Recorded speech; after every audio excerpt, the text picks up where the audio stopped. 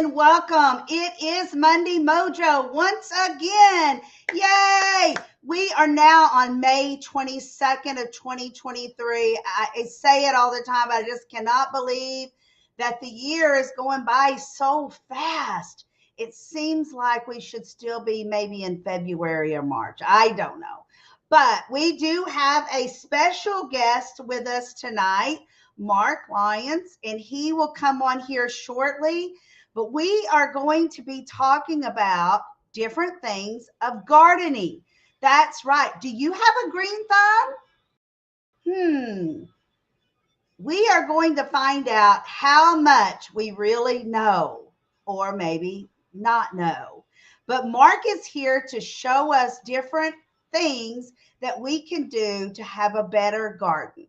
So before we dig deep into that, we are going to talk just a second about our fundraiser that we've been having all during the month of May for the Mud House Spa. The Mud House Spa has moved. It has become larger and larger, and the Mud Lady Connie is ready to help everyone therapeutically, naturally, to feel better, have less pain, less dry skin, whatever your issue may be. The Mud House Lady might be able to help you. So every time you go in and use this link that you see here on the screen, the Home Sweet Home Treasures Moving On Up link, they will receive 40% of your purchase from using that link. Go on and shop for things you're already going to shop for. And then that way you're helping everyone. You're saving money. And the Mud House Spa is getting their fundraiser going up higher and higher, and more funds going their way. So with that said, let's move on to the gardening. Are you a gardening pro? Do you have questions for our gardening pro? I have a garden, but I would not call me a gardener. Definitely not a gardening pro. So I'm going to go ahead and bring Mark on because I have a few more slides to tell you about Mark and how he has become a gardening pro. And I don't want him to miss what we are saying about him. Hello, Mark. How are you today? I'm fine, LaDonna. How are you doing today? I'm doing great. I'm excited to learn more gardening tips. When I was a child, my parents did a garden in the backyard. We lived in Hmm. Arkansas, so it was in the city. It wasn't on a farm or anything. And I remember hating that garden because we were always picking weeds, and those black-eyed peas we would have to shell. We'd get on the Mm. front porch and have to shell them. And of course, she had us do it on the front porch where all of our friends could see what we were doing. When you're a kid, that wasn't a cool thing. Hmm. Very true. And we cared what others thought. Today, I wouldn't care, but back then Hmm. I did. So, to tell you just a little bit more about Mark, let's get ready to meet Mark, the AKA the Garden Troubadour. And you know what? We're going to find out. Mark, why would you call yourself that, the Garden Troubadour? Well, that's because I've combined two of my passions, gardening and music. So I was looking for a unique moniker brand tag to call myself. And singer is kind of overused, warbler doesn't quite fit it. So troubadour is a word that you don't hear very often. So I decided to call myself the garden troubadour. I love it because it's unusual. I love things that are unique. And I don't, you know what, when you say a singer, it doesn't really catch as much attention as what this would catch. So that's very unique. And I love that idea that you came up with. So to continue, Mark is a master gardener, consultant, and educator. He has been gardening since he was 10 years old. So Mark, there it goes. You gardened when you were a young child as well. I So was. now was this on a city public area, or was this like on a farm somewhere? This was right in our house in growing up in Arlington Heights. For those that aren't familiar, Arlington Heights is a northwest suburb of Chicago. My parents had a vegetable garden, and they were kind enough to let my sister and me sharecrop a portion of it. And as we got Ah, older, I kind of started taking over more and more of the labor. And now my mother gets all the tomatoes and cucumbers she wants with no work on her part. What's not to love? and why not, right? Taking care of mom, why not? Hmm. So his first success came when he grew a foot long, 2.5 pound cucumber and was featured in the local paper. Now, how in the world did you grow a cucumber that size, Mark? Any ideas? Well, no real magic to it. I took care of it, I watered it, I kept it well fed, and I even talked to it. There is some benefit to talking to plants, and that was mentioned in the article. Now that you mention it, I should have downloaded a copy of that article for you to see. But yeah, I could always send that to you later if you'd like. That's amazing. That's amazing. Now, how did you know that it was time to pick that cucumber and it was done growing? Well, it was kind of my father was looking through the garden, and he was the one that found it. I've just been taking care of it, watching them get big, and I'm sitting in our family room one day, and my father walks in and says, "Mark, look what I found!" And he showed me the cucumber. We weighed it and we measured it, and yeah, it was a big one, and it was pretty tasty. So it was my Wow. father that had the idea to call the local paper. That is amazing. Yes, I've never seen a cucumber anywhere near that size. Um, so, creating the garden of you is what we are going to be talking about today. So, Mark, we are going to give it to you at this time for you to talk about gardening. I'm so excited to hear about what you have to say. Okay. Well, this is more of I mean, there are so many different things I could talk about. I mean, gardening in general is such a broad topic.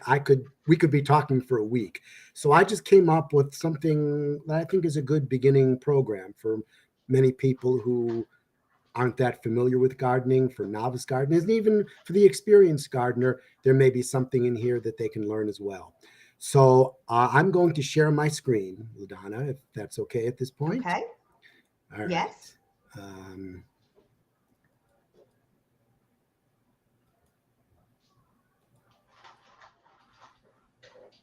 Okay.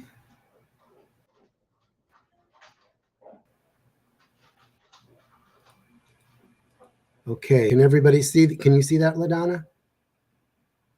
I cannot. Ladonna, can you see? Oh, okay. Hang on. No.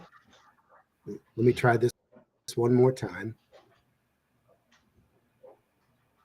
Uh, okay. Can you see it now? No. Ooh. Well, then we may have to do this without. All right. One more time. Can you see them? Okay. No. Oh, darn it. I cannot. I'm sorry. Okay. Well, then we will do it without the slides. Okay. Okay. Well, first of all, I always like to bring up the question of why garden. This is the point of the program that I like to call the "What's in it for you." Um, why garden at all? What are you going to gain out of it? Well, number one, gardening has a lot of health benefits. You get fresh fruits and vegetables, much fresher and flavorful and more vitamin enriched than what you would normally get at your local supermarket. Gardening gives you good physical exercise, the digging, the weeding, the cultivating, the harvesting, exercises pretty much the whole body. It also exercises the brain as you plan out what you're going to plant, how you're going to arrange it. You can do it very simply, like me, just by, or just do it very simply, just by, sketching it out briefly on a piece of paper. Or you can, if you're anal like me, you can do it on graph paper and do it to scale. Gardening also gives you a connection with people as you meet other gardeners. You swap ideas and leads and suggestions, and you can learn from each other. Gardening also connects you with nature and with the rhythm of life. I mean, when you're out there, when you're planting, when you're harvesting, you're working in conjunction with nature. And it's really a good feeling to be able to do that. Gardening can give you the opportunity to beautify your environment. If you're a flower gardener, you can, if you have a corner of your house or if your environment seems kind of dull and unappealing, adding some flowers, some variegated leaf plants can beautify the environment that you're in. Secondly, it's our price is another factor to consider. If you go to the grocery store, you know how much things cost. Well, for a packet of seeds and some soil, you can grow a tomato plant, which will yield you a nice bundle of tomatoes that will cost you a whole lot less than what you would purchase at the store. Gardening improves the environment. When you garden, there's also less waste. You're not dealing with all the packaging that you have to get when you buy it at the grocery store. You can you can eliminate all of that. There's a personal reward when you garden as well. When you grow a nice big tomato or a nice long cucumber like I did, and you bring that to people or you bring it to a party or you share it with friends, they might ask you, wow, where did you get that tomato or that cucumber? It looks great. Then you get to draw yourself up to your full height and say, I didn't buy it, I grew it. Then all your friends have to say, we're not worthy, we're not worthy. There's variety when you garden. When you go to the grocery store, it's the same old red tomato, the same old green cucumber. But when you grow your own, there are so many different shapes and colors and varieties out there with so many different flavors, things that you can't get at the grocery store. Gardening gives you a steady supply. If you've got several tomato plants, you can get tomatoes all through the summer and you never have to make a trip to the grocery store, which costs money in gas and pollutes the environment. And then lastly, networking. I kind of alluded to this earlier. You get a chance to, you commiserate with fellow gardeners and swap leads and ideas and basically learn from each other. You can also swap plants and seeds as well, which I actually did recently with a couple of new friends. We got together, we had a seed swap, and now I have some varieties that I've never planted before that I'll be eager to try for next year. So, now we get to the question, why create what I like to call a garden of you? The reason for that is because everything you do should be a reflection of you and what pleases you the most. Or, as we said in a recent conference I participated in, your own heart song. And a garden is just another way for you to sing that heart song. You can create a garden that gives you fresh vegetables that nourish your body, flowers that delight your eyes, but more importantly, you can grow them in a manner that sings your own personal heart song. Now, how do you build the vision of this garden of you? Well, you want to ask yourself some questions first to set the mood. First of all, just what is your garden vision? Do you want a food garden that provides vegetables and fruits for eating?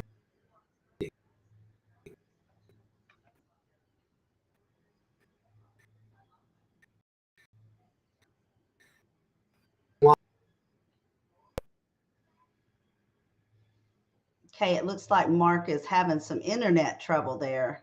Are you okay? Go ahead, Mark.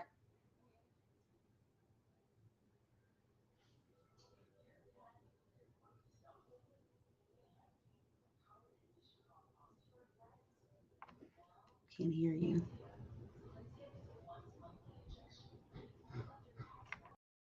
We're having some technical difficulties here, guys. Just hang on.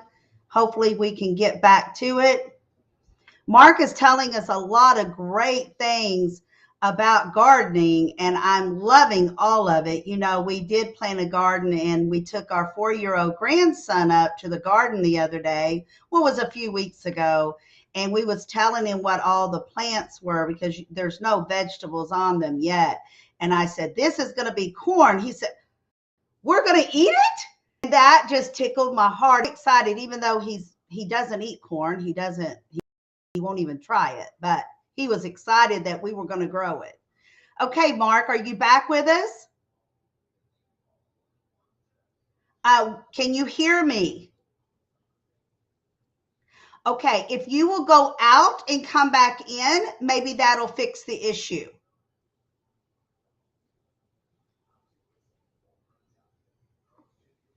So hopefully Mark will go out of the restream and come back, able to hear him, and he's not frozen. We'll see. But until then, if anybody here has anything that you want to comment on, please comment. Tell us, do you have a garden? Have you ever had a garden?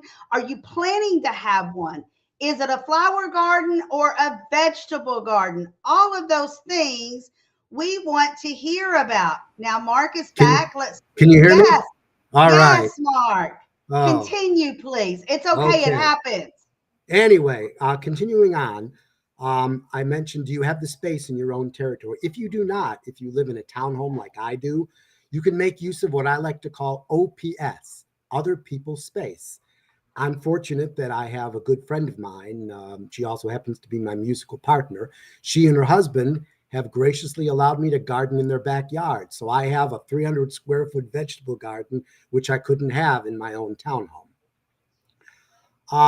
Ask yourself, will the vision that you have for your garden fit your constraints, the space you have, your finances, your time, or can you move beyond those constraints? Can you expand your existing space? Can you dig out a wider area? Can you buy land? Maybe you can adjust your schedule, your work schedule. You'd have to take that up with your manager or whatever.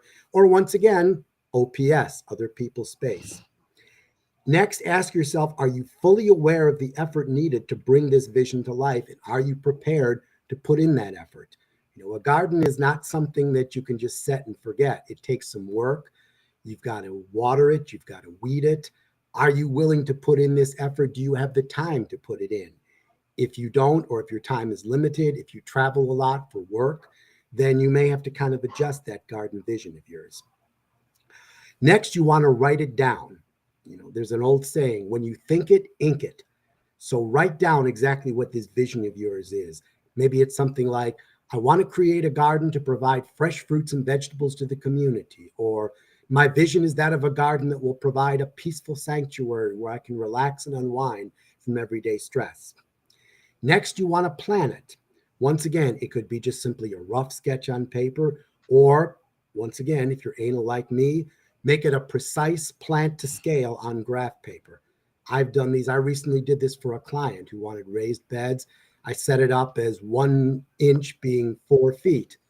And so I set it up with raised beds, and he was able to take that plan and make it a reality. Next thing we want to talk about is bringing the vision to life. Just a few preliminaries to think about. The first thing is, don't run before you can walk. If you've never gardened before, don't start getting delusions of grandeur that you're going to turn your whole backyard into a food oasis. Because if you put in all that time and effort and money and it fails miserably, you'll be so discouraged you won't want to try again. But if you start small, maybe a small raised bed or a container, grow a tomato or some lettuce or whatever. If it works out great, then you'll have the confidence to try and expand and make it a little bigger. If it doesn't work out so well, it's okay, because you haven't devoted a lot of time and money to make it work, and you're more encouraged to try again. Secondly, plant only what resonates with your heart song. Now, Brussels sprouts may be a wonderful vegetable, and a lot of you may love it. And no offense to those who do, but you will never find it in my garden because I personally cannot stand it. Next, know before you grow. Before you put anything in the ground, know a little something about it. You want to know, is this the right plant for your environment? Is it going to grow well in your backyard, in your grow area? Or more importantly, is it going to do things? Is it going to spread like the Dickens and take over everything? You want to know all this before you stick it in the ground. A successful garden requires an abundance of sunshine. You need to put your garden in a place where you're going to get about 6 to 8 hours of sunlight per day. If you're not going to get that, then you may either have to move it someplace else, use that OPS. Backyard garden, you're going to require plenty of space. You don't plant it where it's going to be shaded by trees and shrubs because it's going to take away from that sun. Also, trees and shrubs are going to compete with your garden. Raised beds or in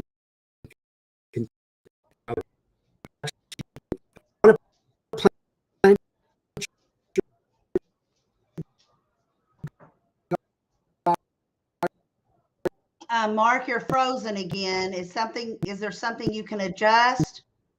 And we can't hear you either. water is not a way to.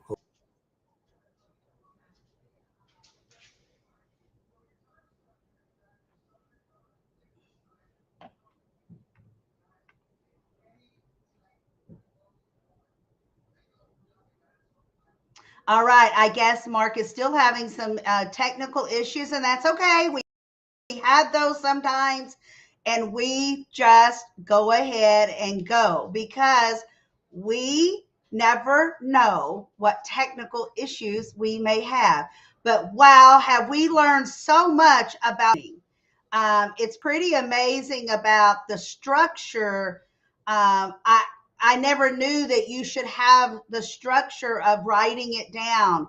Why do you want to have a garden and maybe what you want to plant? What use are you going to get out of the garden? You wouldn't want to plant something that you're not going to eat or enjoy from your garden space. Plant what Are we back, Mark? Can you hear me? Can you hear Yes, me? yes, sir. All Go right. ahead. My Yes. my apologies for all the technical difficulties. My computer seems to be temperamental today. Anyhow, next thing you want to talk about is when do you want to plant that garden? And unfortunately, I don't have the slides to show you, but you want to consult something called the USDA hardiness zone map. This divides the country into different zones based on the average annual low. I'm in Illinois, so we're in zone 6. It used to be zone 5, but climate change has shifted things. So you want to make sure that you are growing plants that are commensurate with the zone that you're in. If you buy from a local nursery, that shouldn't be a problem because that's what they're going to sell. Where people get in trouble is, let's say that you live in Illinois, you take a trip to go down to Yeah. Florida, you find a plant that you absolutely love, and you think, oh, I just got to have this in my garden. You bring it home, you plant it, you get a little bit of cool weather, and it dies like that. And you think, well, what did I do wrong? Well, what you did wrong is you took something that was survivable only at a low temperature of about 30 degrees, and you took it and planted it where the temperature gets to be as low as minus 10.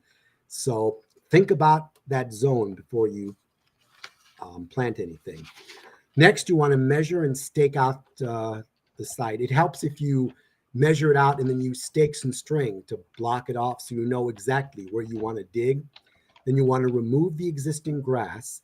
Then you want to test that soil. Soil should have sufficient amounts of nitrogen, phosphorus, and potassium in order to support plant growth. So you want to test it to be sure that you've got that sufficient levels. If you don't, then you'll want to add the right kind of nutrients in the form of a fertilizer. Then you'll want to add amendments Now, to, Mark, yes. how do you test your soil? There's a couple ways you can do it. You can buy soil test kits from any local nursery or online, or you can take samples and send it into a laboratory and have them tested for you. That will give you the most accurate results. So Okay. those are a couple different ways you can test your soil. Okay. Perfect. Thank you. In You're welcome. You want to add amendments, and by amendments I mean things that will improve the quality of the soil: compost, organic fertilizer, things of that nature. Then, for those of you who can't stand the chore of weeding, I recommend laying down mulch. Mulch can be organic, like straw or corn cobs, or it can be inorganic, like fabric mulch or a black plastic. The basic purpose of mulch is to block out the light from the weeds. So you basically either cut holes in the plastic mulch or move the fabric or the organic mulch aside, dig your holes and plant and then cover it with the mulch. The idea being that the mulch will block the light from the weeds can't grow, and that will be less weeding for you to do. Now, another thing that you can think about in order to create a garden of you, as I like to call it, is what about a theme garden? Design your garden around a particular theme. You could have a pizza garden, for example. You can make your garden in the shape of a circle. You can divide it up into sections like a pizza pie, and then plant in each section the things that you would put on a pizza, like tomatoes, basil, peppers, um, things of that nature. Another idea would be a cheese garden. You can again make that same circular shape and then put various holes or spots like Swiss cheese and then plant the herbs and spices that you would use to flavor cheese. I also happen to be a cheese maker. So I like to flavor my cheeses with different herbs and spices. For flower gardens, you can develop a cottage garden. A cottage garden is basically the undesigned design garden. They're gardens for people who love plants and don't really care how they're organized. They have a wild but a charming look. So if you're not the kind of person that likes to do a lot of precision planning, a cottage garden might be the perfect thing for you. There's also cutting gardens. If you want to grow perennials meant to be brought indoors, you'll want to lay those out in a simple but practical manner. And then you'll want to grow the kinds of flowers that you can cut and bring indoors. When you cut those flowers, you want to cut them properly. Do them in the morning or the evening, and then plunge them into a bucket of water immediately after cutting them. You can do container gardens. Again, if you don't have the space for a backyard garden, perennials make excellent container plants, especially when you combine them with annuals, bulbs, and biennials. Containers have the advantage of mobility. You can move a container from one spot to another. So if you get some sun on one part of your deck and the sun moves over to different spots, you can move that, or you can put it on wheels and so gradually push it over. The only disadvantage with containers is that they tend to dry out more frequently than gardens planted in the ground. Now, another theme that I don't necessarily recommend, but this is one that if you go to Alowick Gardens in Northumberland, England, they have a section that they call the poison garden, where every plant grown there will kill you or make you very sick. So, again, this is not something that I recommend that you as a gardener do, but it's just another idea of a theme that's just something you can do. You can consult your local extension master gardeners, and they can probably give you more ideas of all the different kinds of themes that you can create. And that's basically how to develop a garden of you, just some basic ideas that you can take with and run with to as you're kind of thinking about how you want to develop your vegetable garden.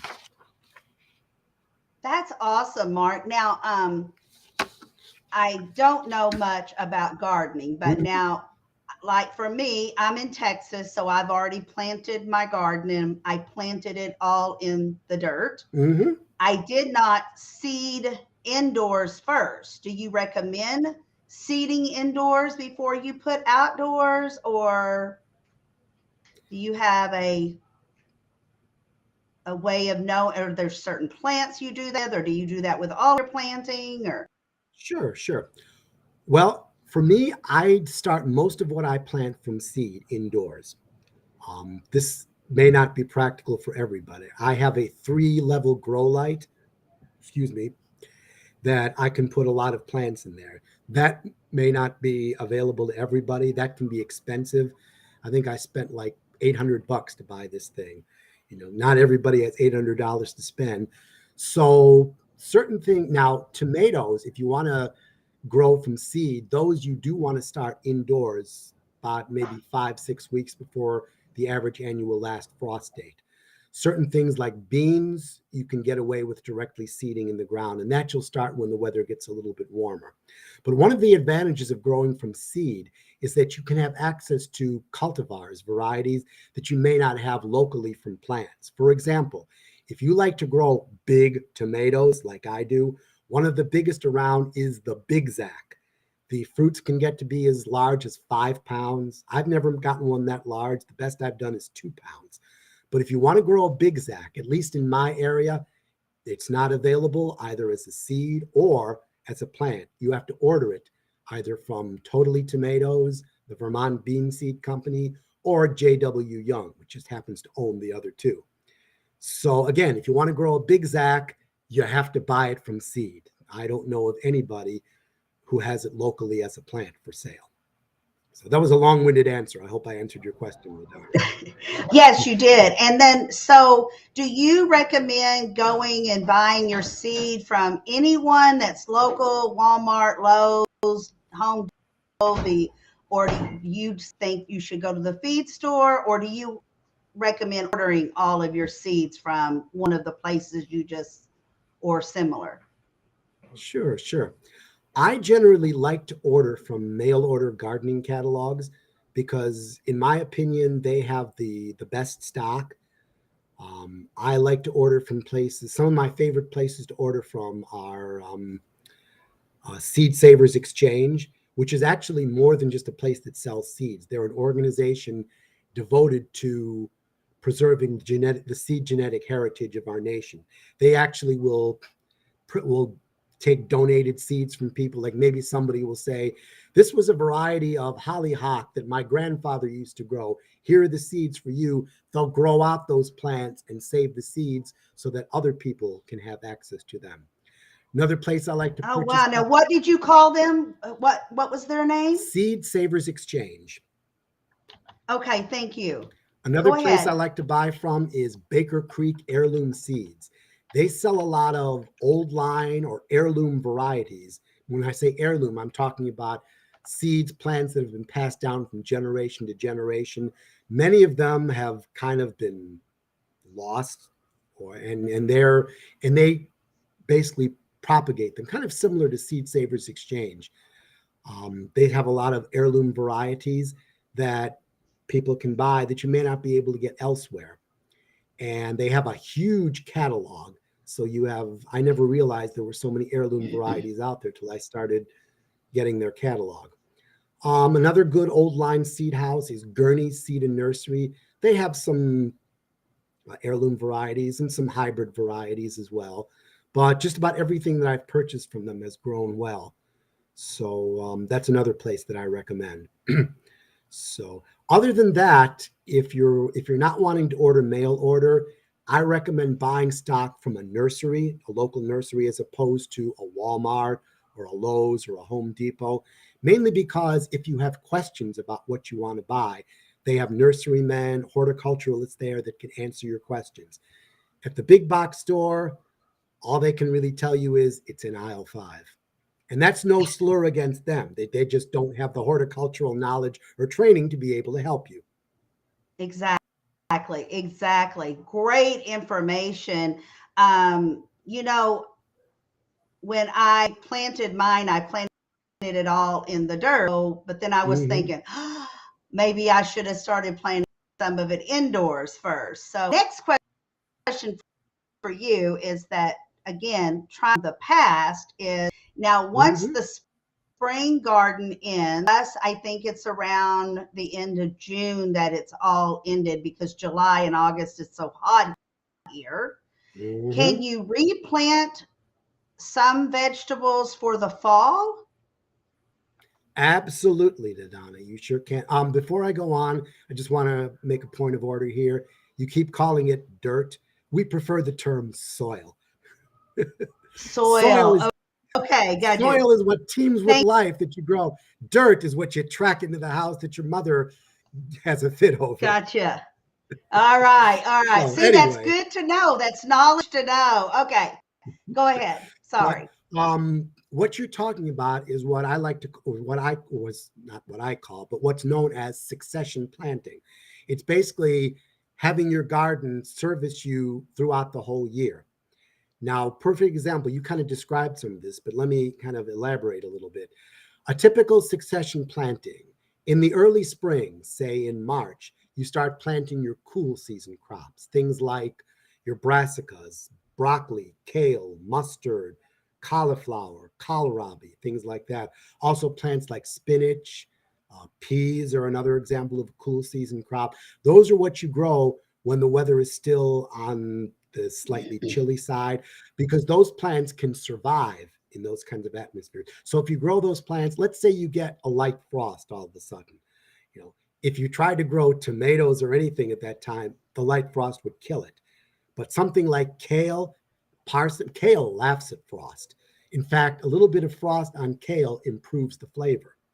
So that's the stuff you want to grow in the spring. Now, as you start getting into the warmer late spring, early summer, you know, things that cause lettuce and all that to produce a flower, also known as bolting, you'll want to pull up those cool season crops and start planting your warm season crops, your tomatoes, your cucumbers, your beans, your summer squash, etc.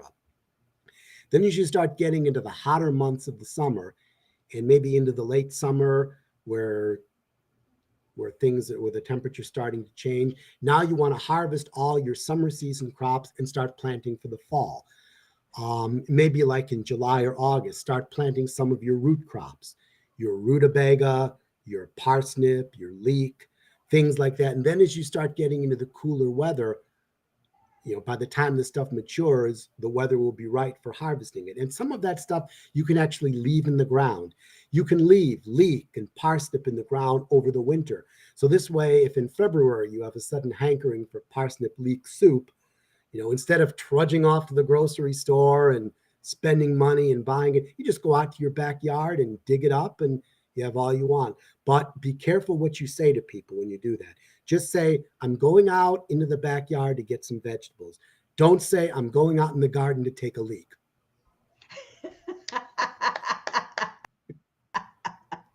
Very good, Mark. Wow, wow, wow.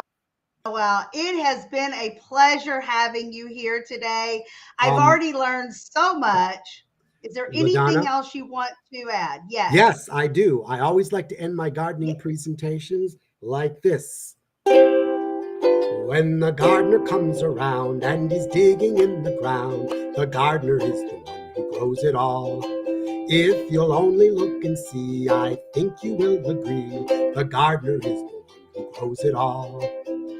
The gardener is the one, the gardener is the one, grows tomatoes through the fall. And they're tasty and they're sweet, and you know they can't be beat. The gardener is the one who grows it all. The gardener is the one, the gardener is the one, grows zucchini through the fall. And he's happy just to share with his friends and neighbors there, 'cause his family simply cannot use it all.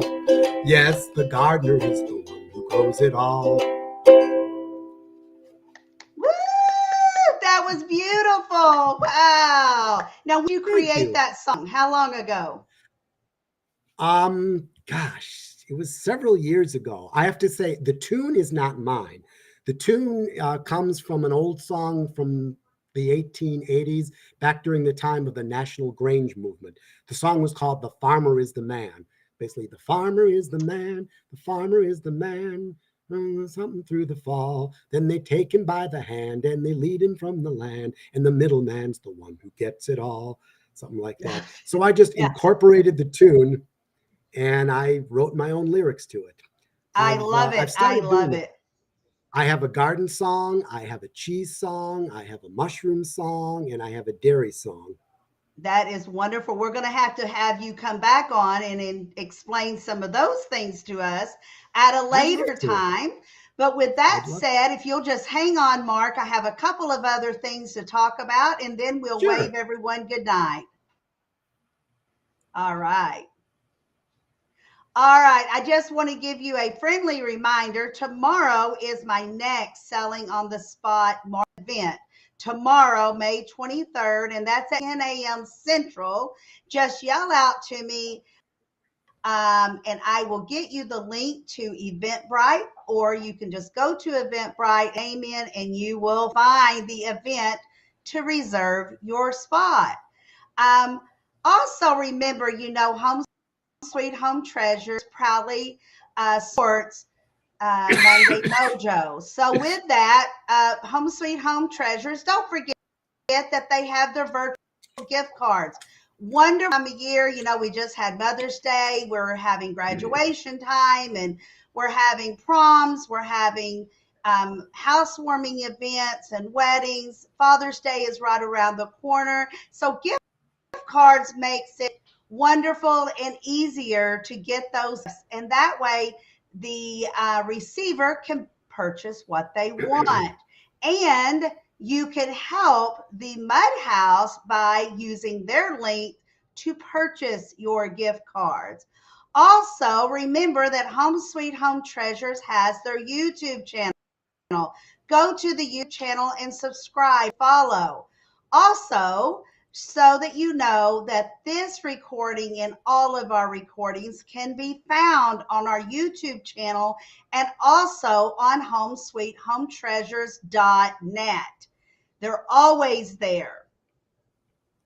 With that said, surround yourself with people who make your heart smile, makes your heart happy. Just a couple of other reminders. I'm going to, and Mark and I will be right back with you. Here we go.